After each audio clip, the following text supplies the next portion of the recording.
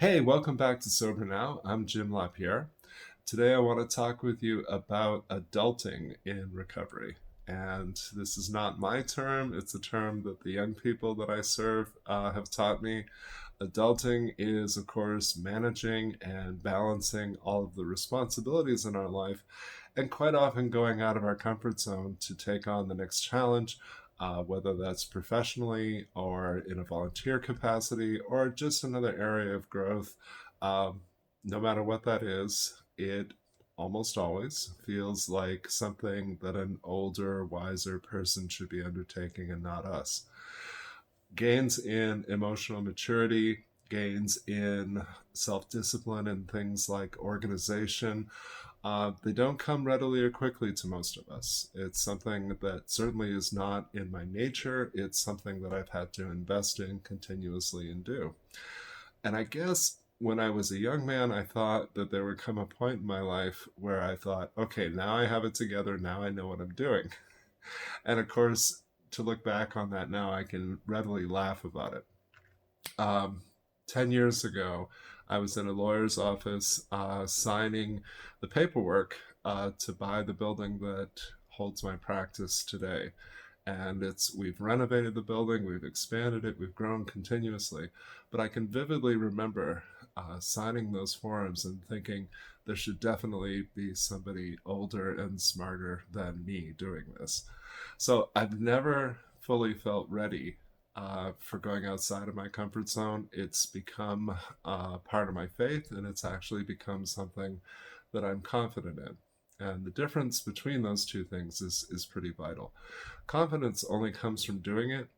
Faith, I think, is in myself is largely a product of, well, this is one more thing out of hundreds that I'm not sure if I can do it, but I've proven to myself over and over and over again that I can be successful when I surround myself with good people, when I have accountability for my goals, and when I allow my higher power to dictate my choices. So each time it's gotten a little bit easier for me to take on the next challenge. But I talk with people all the time who are perpetually surprised when things go well, and they seem to miss a lot of opportunities to build both confidence and faith in themselves.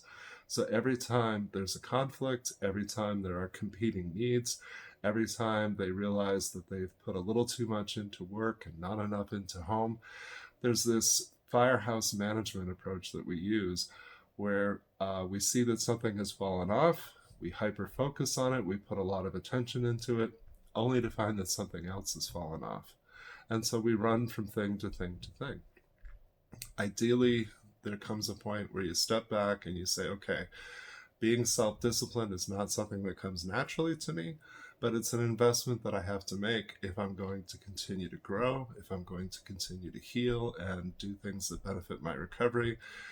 I'm still waiting for the message from my higher power that says, okay, the plan for today is a lot of Netflix and a lot of junk food. I do that sometimes just to take a break, but what my higher power always seems to have in mind is something that involves going even further outside of my comfort zone and taking on even more responsibility. I want to share with you a hack that I learned years ago. It's just a life hack. It's something that reduces my stress a lot. I'm a person who constantly wants to push limits. And so I've become very organized in things like keeping my schedule, having routines for my email, and all the ways in which I communicate with folks. But every once in a while, I find myself a little bit stressed because I'm afraid I'm going to forget something, or is there something coming up that I'm not fully prepared for? So, what I've started doing over the years is just taking a pad of paper and a pen and listing out each of the categorical responsibilities that I have in my life. So, what am I doing at work, and what am I doing in my volunteer capacities, and what's going on with my friends and my family? And I can get some peace of mind simply by knowing, okay, I have planned for these things.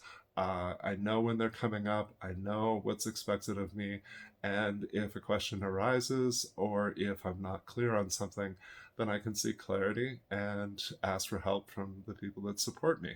And as simple as that approach is, When we're overwhelmed, we tend to forget that we have people who support us, that want to be there for us. We tend to struggle and fight with ourselves. And of course, this robs us of any type of serenity, and it increases our stress, our anxiety, our blood pressure. And sooner or later, if you're anything like me, you end up resentful because you know that you're doing an awful lot, you know that it's taking a toll, and you don't have enough good stuff coming in. So, my suggestion is just for today, whether it's pad and paper or whether it's your phone or your computer, just invest a few minutes. Let's look at what are the ongoing responsibilities in your life. What expectations do you have of yourself in meeting those? What are the competing needs in your life? So, in other words, are there things that conflict between work and home? Are there things that conflict between what's expected of you and what it is that you expect of you?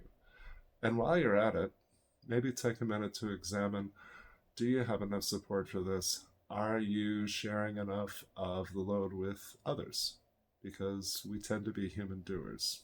We struggle to just be. So, adulting is something that is a work in progress because there's always going to be room for growth. There's always going to be further outside of our comfort zone that we can go. I hope that you'll continue to make those investments in yourself. I hope that you'll email me. I love getting suggestions for topics. I love getting questions that you would like to have answered. Please put a like on the video. Please subscribe to our YouTube channel as Sober Now. And please take excellent care of yourself and have a great day.